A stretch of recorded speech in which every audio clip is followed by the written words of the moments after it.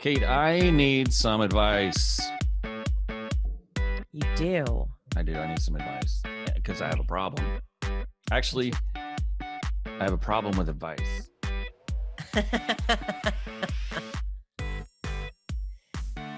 There's a problem with advice, don't you think? I do. I do. I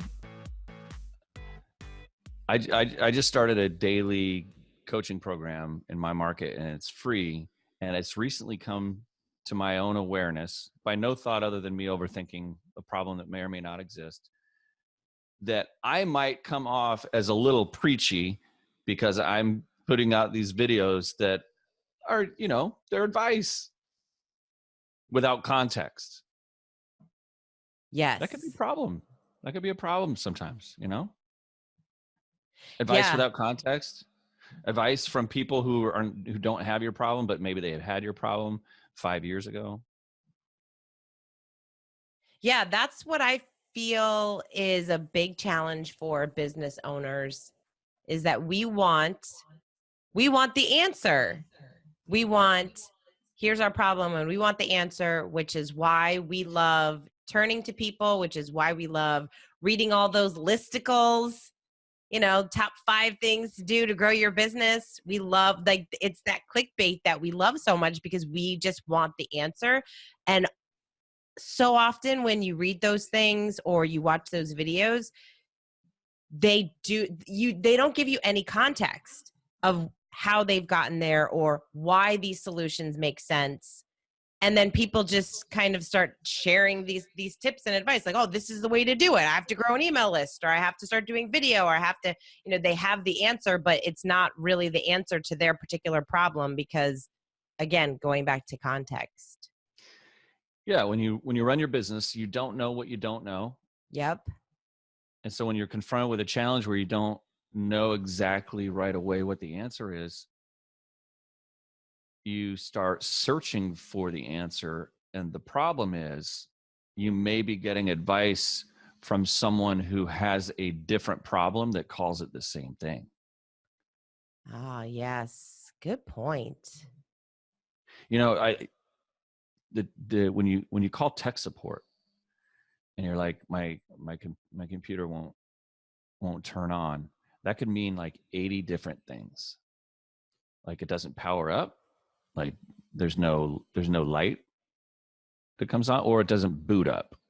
And good tech support knows how to ask the questions that create the context that allow you to actually solve the problem. Yes. And I feel like sometimes in business, if we're just typing our problem into Google, it really just lacks that context that you need. And that is a problem for a lot of business owners. And that's why entrepreneur communities exist. That's why things like Vistage and my friend Chris Kaplan at Scaling Up Coaching, our friend Jeremy Pound offers solutions with context for certain specific industries. This is why they have a business, because they've got a reputation of delivering value through context, not just advice. Yeah. Yeah, and we talked about the show The Prophet before. Marcus Lemonis. I would love to meet that guy.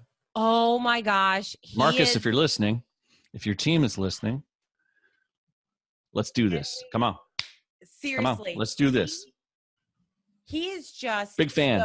He's so brilliant. And the thing about Marcus is that, and really great advisors or people that it is good in business to get advice from, is because he knows so many industries, businesses, people, types. Just, he has this wealth of knowledge in all of those different things. And that's who we want to get advice from. We want to get advice from people who we know that even if they're not in our business, they've seen the industry, so they know what we're going through.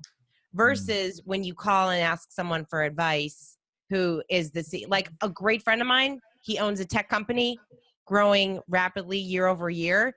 we have different challenges. It's really helpful for me to talk to him. But what I've noticed is that when we're talking and he's giving me advice from his point of view of how he's dealt with this past year for him. What's worked for him this year? Because that's what we base it off of. Mhm. So it's so helpful when you can find someone who is in your industry to give you that advice, because they kind of already get the context, because they've done it, they've been there, they've seen it, they've experienced it. I want to get all my advice from someone like Marcus. Yes. Yeah. I feel like I don't have any problems big enough for him yet. Like, No, you don't. One of the No. things that is a real challenge though in growing your business is everybody really has an opinion. Of course. And a lot of people, a lot of the people whose opinions don't matter are the most eager to share them with you. Right. And so at various stages, there are several different stages at which people love to give you their unsolicited advice. And I admit I have a flinch for this, because this is my only gift. Sorry. It's a flinch. It's a flinch. But here's number one trigger word for unsolicited advice is I have an idea.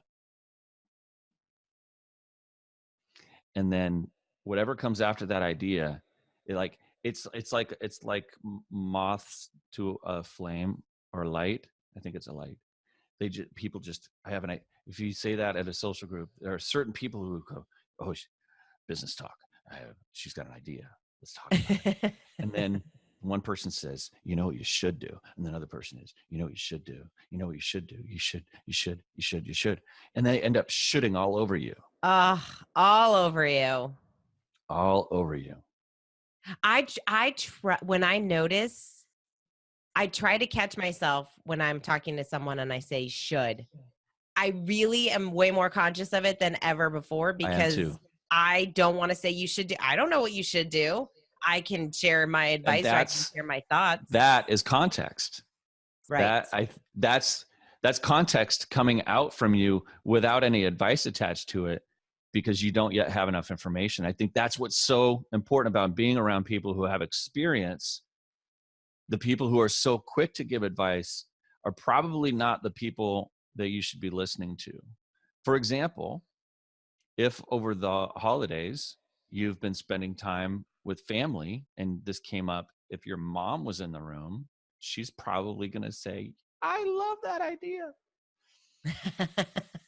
Right? So, yep. So play this out. I'm thinking about auditioning for American Idol.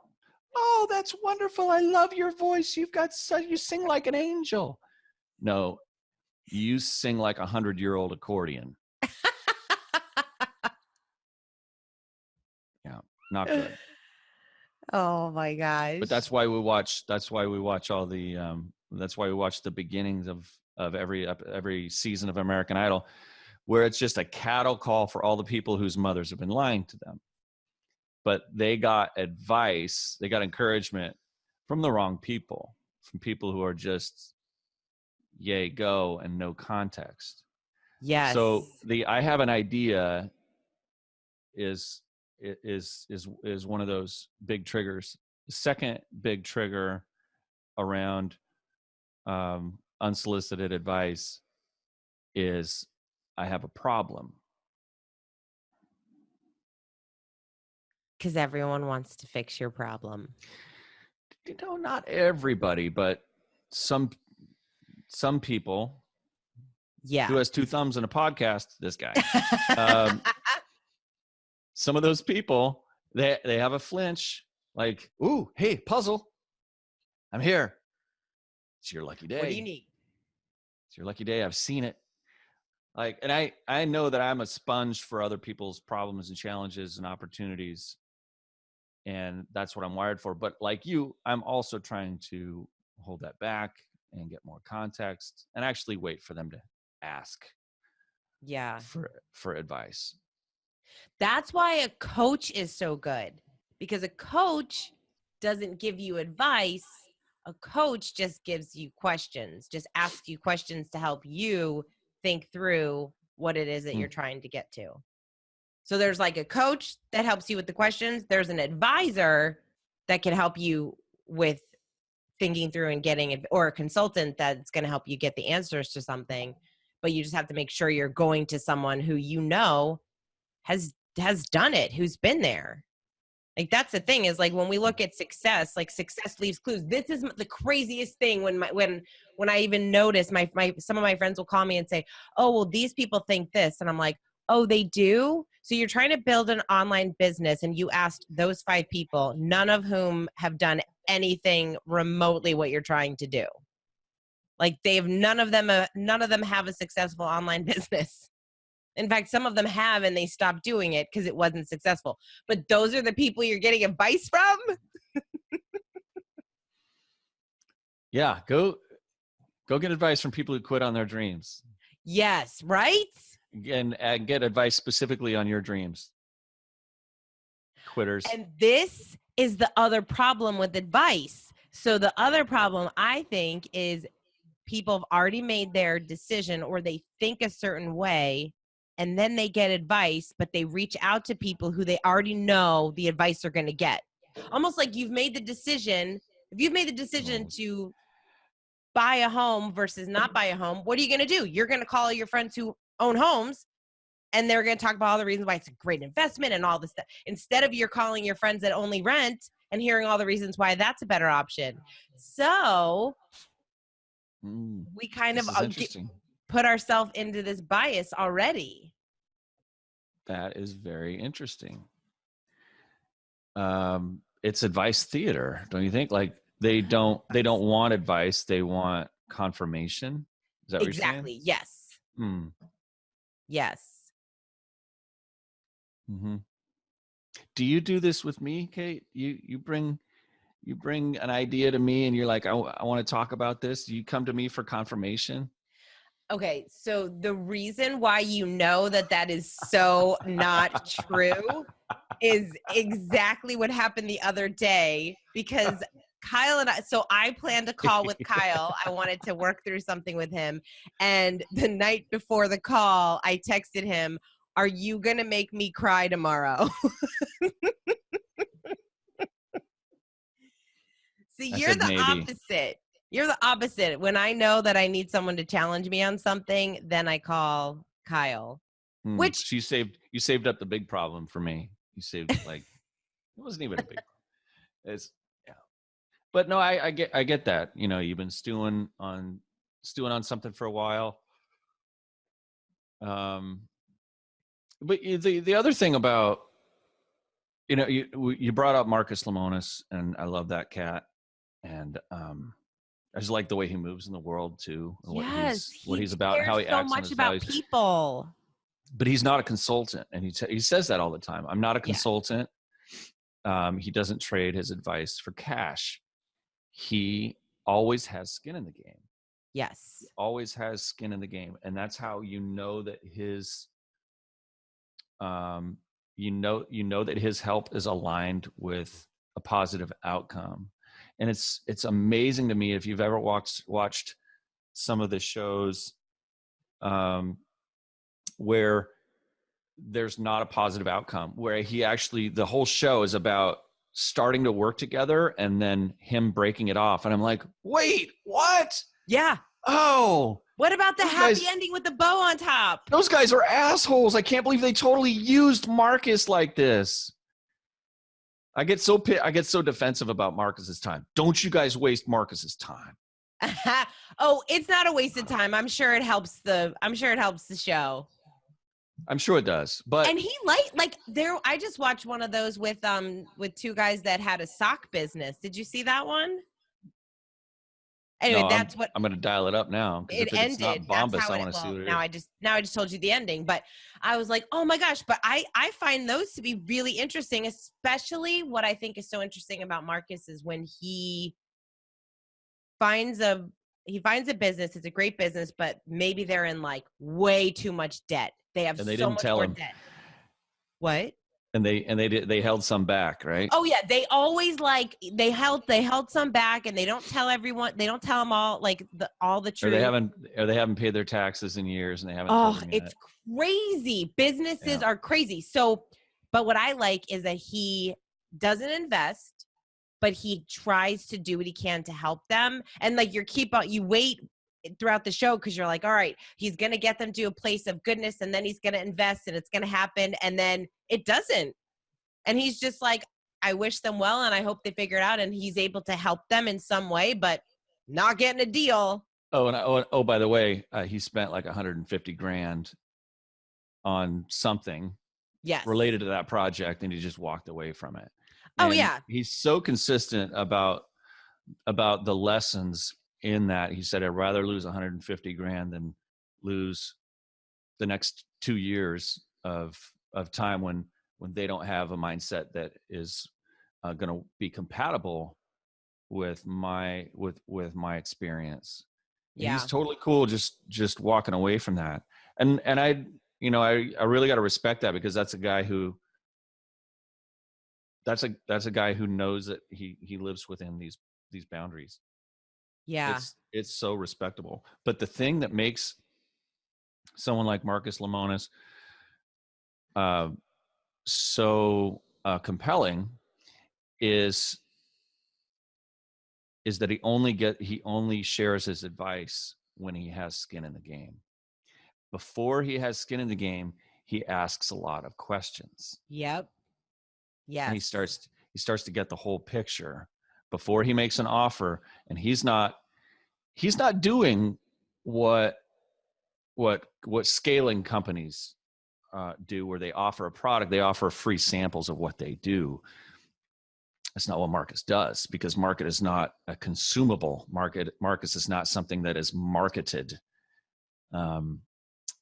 He is a solution for businesses, for jobs, and for making money. And that's like his parameters. And he's got a process. And he's just out hunting. He's not farming. He's hunting for business partners, and his business partners have a process that he puts in place on how to farm for customers and for revenue. And it's just brilliant, and it's respectable. But when you're getting advice, the opposite of that is getting advice from people who have no skin in the game. Mm-hmm. They don't have any, there's no upside or downside to your outcome. Yeah. Yeah, it's true. Because Those are the people who might be shitting all over you. Well, those are often the people who are shitting all over you. Because it's easy to tell someone what to do, right? I mean, we all know we're all pretty good at giving advice. We're all good at giving our own advice. We're not so good at taking our own advice, but you and I are especially good at giving advice. But that's what we do with Trajectory here, is we try to give context to the lessons that we've learned. We stay in our lane. We're not gonna venture out.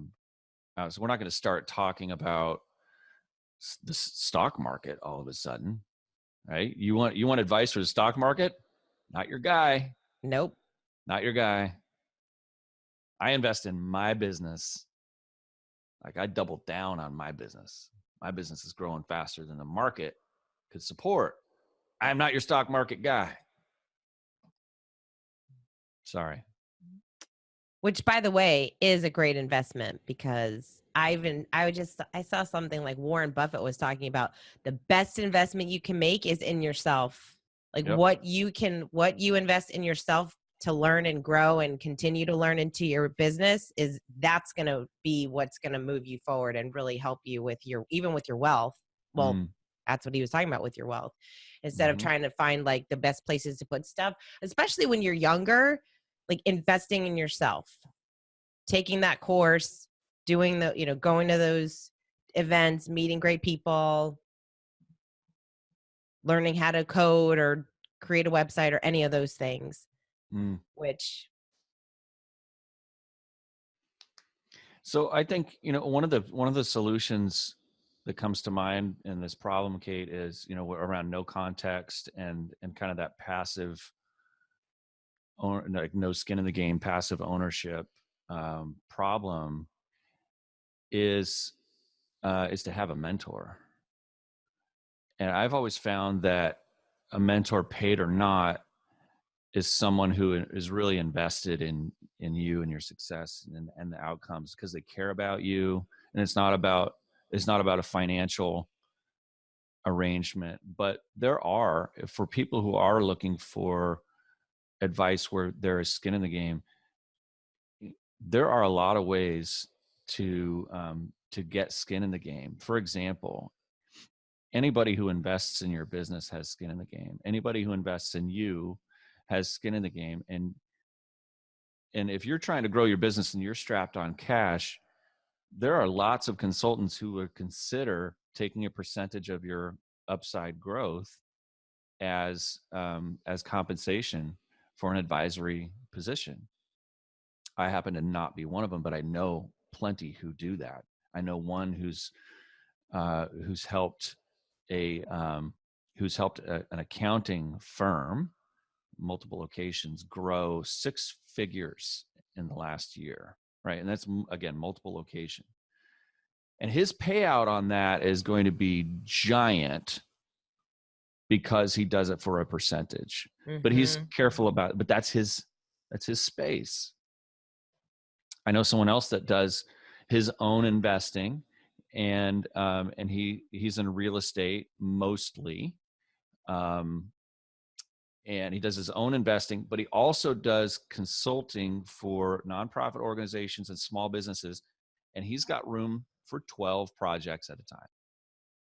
And he does it for a percentage. There's some monetary commitment that's pretty low, but then there's also a percentage of the upside. And he's careful about who he works with because he wants it to be good use of his time. And it's also his way of maybe giving back to the community to help these organizations and small businesses grow. But there is an upside that doesn't come with a giant financial commitment at the beginning. Mm-hmm. So if you're looking for great advice that has context to it, and if based on good context, and if you're looking for non-passive ownership in the advice that you seek and solving the problems and opportunities that you face, look for a mentor, and look for somebody who's been where you are. And you've been really good at that in your career too, Kate. What, with finding mentors? You've surrounded yourself with like doers. I know. Yeah, but there's a fearlessness to you, right? So Kate, the extrovert, walks into the green room at the conference that she's just, hey, I've been wanting to meet you. Like, oh my gosh. Yeah. Well, it's kind of funny. It's like when people say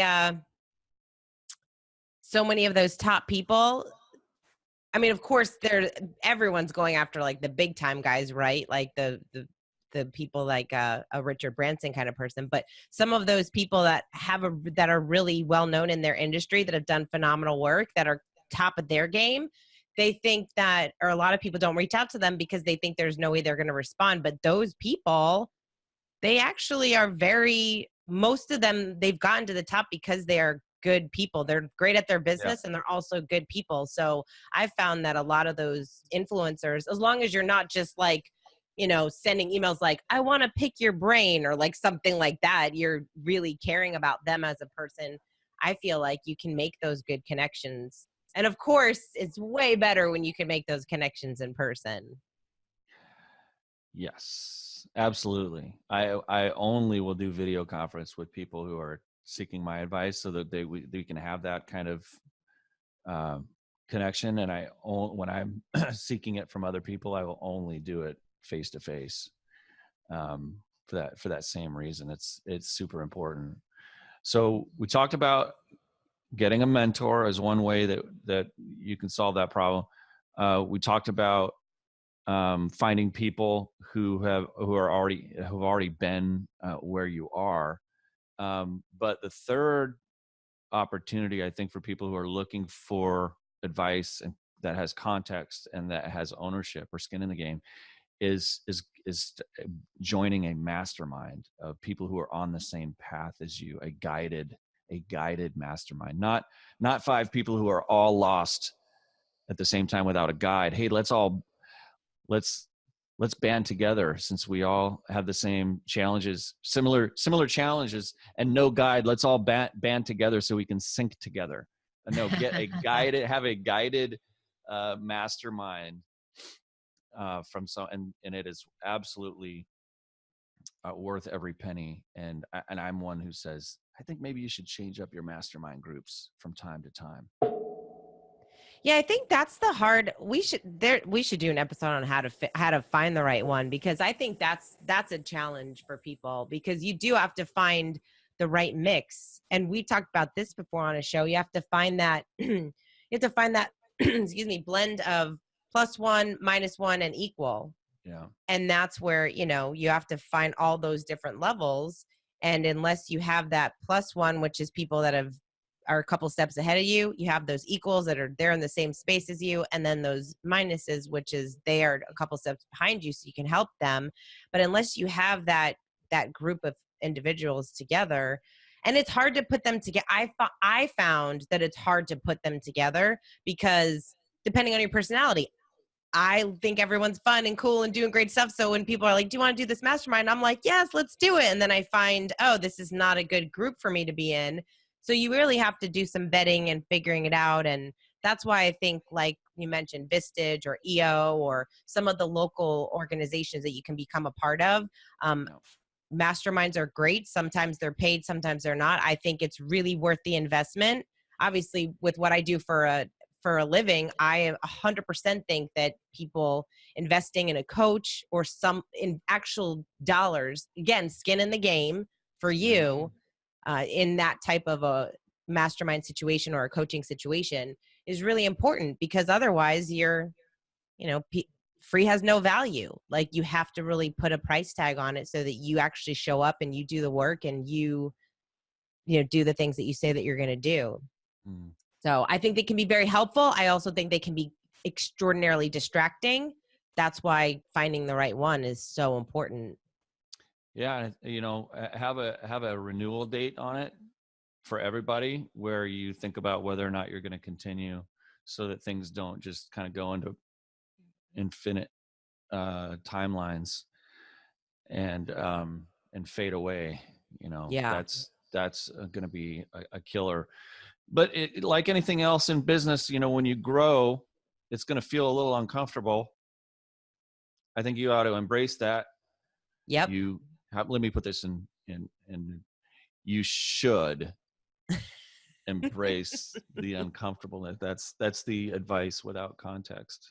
And it's totally passive. I have no skin in the game if you're going to take that advice. But well, here's the context. I've been the lonely business person, not with 360 degrees of options. And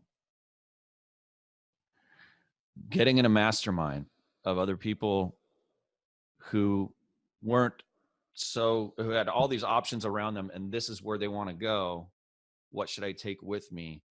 That was the right room for me, versus going vertical with acquisitions or spreading yourself out.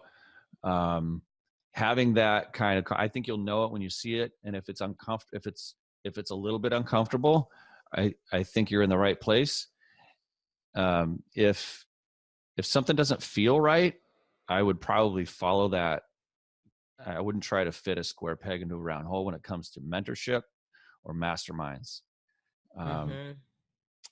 So that's my 2 cents on advice. Take it, leave it, do with it what you will. Can't buy anything for 2 cents.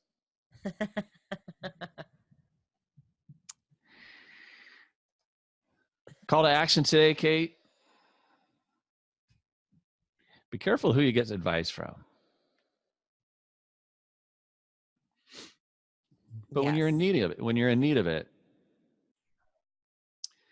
instead of saying, I have an idea or I have a problem, use your network to say, I'm looking for someone who. I'm looking for someone who. I like that. You can fill in the blank with whatever you need it to be. Someone who's been where I am. I'm looking for someone who has a mastermind. I'm looking for someone who coaches people through this type of growth. I'm looking for someone who. The answer probably isn't on Google, but maybe the person that knows that person can be found through your network. So, and in the meantime, you can always email Kate and she'll give you, she'll tell you what you should do. No, she won't. Tell you what to do. Tell you what you should do. Shitting all over you. Oh my gosh. Until next time, Kate Volman, you get yourself trajected. Get yourself trajected. Get yourself. We'll see you next time. Hey, thanks for listening. If we could, we'd reach over and give you a big hug. But since we can't, before you go, can we ask you a favor? In order for us to create shows you can't wait to listen to, we need your feedback. So please head over to iTunes and leave us a review. It'll only take a minute, but it will mean the world to us, especially if you decide to give us 5 stars. And if you really loved it, take a screenshot, share it on your favorite social media sites, and invite your friends to join the party. Until next time, get trajected.